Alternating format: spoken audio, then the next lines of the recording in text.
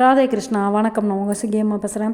ஆஷாட நவராத்திரியோட 4வது நாள் இன்றைக்கி வாராகி அம்மனை பற்றி என்ன தெரிஞ்சுக்க போகிறோம் அப்படின்னாக்கா, நம்ம மனசில் எந்த பயம் இருந்தாலுமே வாராகியை நினச்சாக்கா உடனே அந்த பயத்தை அவங்க போக்கிடுவாங்களாம். ஒரு பொது இடத்துல பேசுகிறதுக்கோ ஒரு புது முயற்சி செய்கிறதுக்கோ நமக்கு ரொம்ப பயமாகவும் தயக்கமாகவும் இருந்ததுன்னா வாராகி அம்மனை கும்பிட்டோம்னாக்கா உடனே அந்த பயமும் தயக்கமும் போயிடுமா.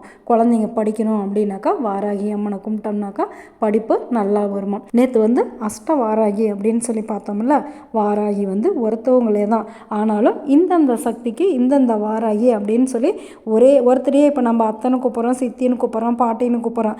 ஆனால் அவங்களுக்கு இருக்கிற உரிமை வேறு மாதிரி. அதே மாதிரி தான் கடவுள்கிட்ட நம்மளுக்கு எது வேணுமோ அதை அந்த சாமிக்கிட்ட கேட்டோம்னா உடனே கிடச்சிரும். அப்படிங்கிறதுக்காக நம்ம இந்து மதத்தில் நீ எந்த முறையிலையுமே வழிபட முடியாத அளவுக்கு எல்லா வேண்டுதலுக்குமே உரிய கடவுள் உரிய மந்திரம் இருக்குது. ரொம்ப புண்ணியம் பண்ணியிருக்கோம் தானே இந்த இந்து மதத்தில் பிறக்கிறதுக்கு. அதே மாதிரி நம்ம இந்தியாவில் எந்த எதிரிகளும் நம்மளை தாக்கக்கூடாது அப்படிங்கிறதுக்காக நம்ம வாராகி அம்மனை வேண்டிக்குவோம். வாராகி அம்மனை வேண்டிக்கிட்டால் எதிரிகளே இருக்க மாட்டாங்களாம். நம்ம இந்தியா எப்பவும் பாதுகாப்பாக இருக்கணும் அப்படின்னு இந்த ஆஷாட நவராத்திரியில் வாராகி அம்மனை வேண்டிக்கலாமா? ஓகே, பாய். ராதே கிருஷ்ணா.